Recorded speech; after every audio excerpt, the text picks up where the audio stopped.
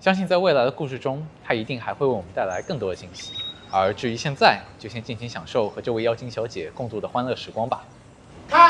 崩坏3第25场5进4次。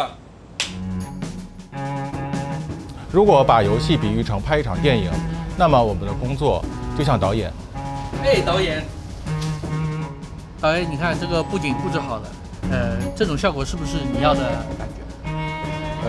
这个桌子上面再加一束花，这样的话场面会更加温馨一些。然后这个地方的光有点强，然后调弱一点，这样的话效果更好。然后这样辛苦美术老师了。好的，没问题。美术是负责场景制作和视觉效果，一个好的场景会让玩家看的时候更加投入。导演，剧本准备好了。好，辛苦了。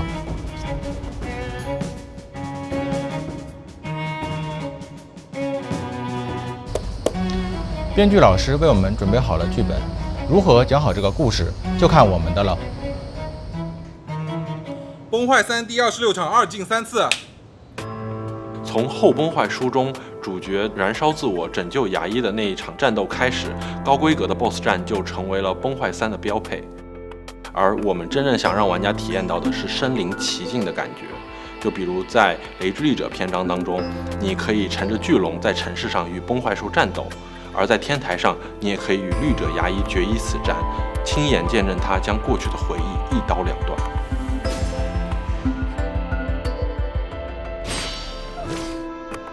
我们在看电影的时候，大多数时间都是在扮演一个旁观者的角色，但游戏不同，我们可以操作游戏中的角色，我们的每一个指令，角色都会给出相应的反馈。这种情况下，玩家非常容易把自己带入角色，角色正在经历的就是玩家正在经历的。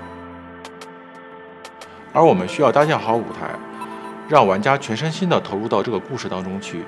在这个过程中，玩家不仅仅是旁观者，而是亲历者。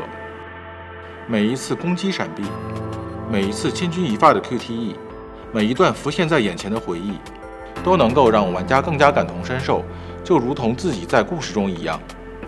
后来我们做十字粒子 BOSS 战的时候，我们有很多点子，然后看到场景原画里面的大锁链，我们就有了在锁链上打音游的想法。这次它不仅仅是跟着画面的提示去按下按钮，它还需要玩家去观察游戏画面里的攻击，及时的做出反应。这对于玩家的操作来说是一种新的挑战，对于我们开发而言也是一种新的挑战。首先要做到真实，镜头竟要体现出 Kiana 在锁链上飞奔的感觉，又要在 Kiana 挥舞亚空之矛反击的时候体现出锁链的晃动，让玩家有身临其境的真实感。其次要做到流畅，我们引入了实时演算技术，通过镜头衔接，玩家可以无缝体验接连3个场景下的激烈战斗。而在千人绿者战时，这一技术已经相对成熟，我们用了整整10段即时动画，只为带来更加震撼的体验。最后要做到动人，在与姬子告别的那一幕， Kiana 一开始是奔向姬子的，但在快要靠近时却换成了走。我们觉得这种想见而又不敢见的感觉非常符合 Kiana 当时的心境，而这也是我们所不想忽视的。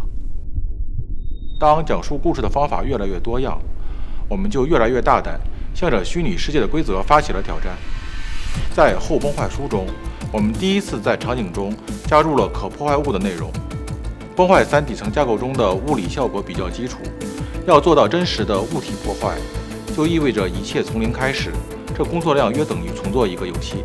大到地面塌陷，小到水晶破碎、椅子和脚手架的翻倒，都需要进行大量的模拟运算。而比场景破坏更重要的是，在破坏之后，上面的东西顺理成章地掉下去。这在现实生活中这是理所应当的事情，但是游戏世界中需要一套完整的运行逻辑。但只有做到这一点，才能真正证明我们的游戏有了外轴。你可以直接跳下高台，越过护栏，而不用老老实实的绕路打转。歪轴战斗是我们这5年来最显著的进步之一。早在天命总部开放世界里面开飞机、开机甲的时候，我们已经对空战有一些初步的构思。我们最开始对于后崩坏书的试想就是一个以空战为核心的玩法。不过那个时候大家都很难说清楚空战究竟要做到什么程度。你们可能很难想象我们在开发前期在于角色能不能主动跳这件事情，反复折腾了有9个多月。不过最终我们不但加入了主动跳跃键，还引入了诸如极限跳跃之类的全新机制。卡罗尔这个角色也代表着我们的思考，他是一个投机类的角色，有着全新的战斗模式，他对于不同体型、不同种类的敌人会有不一样的攻击表现。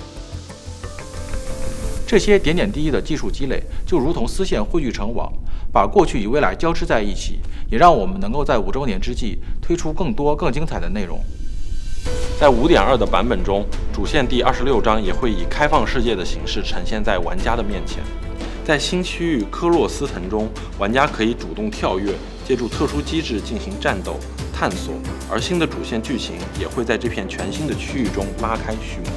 此外，让许多玩家翘首以盼的《后崩坏书》第2章将在年底与大家正式见面。一支崭新登场的战术小队将在全新的舞台上展开冒险。后崩坏书第2章发生在一片废弃的景区，对比第1章的场景，它的高低落差要更大。玩家可以借助抓钩、缆线，甚至是场景里的一些大型设施来进行移动。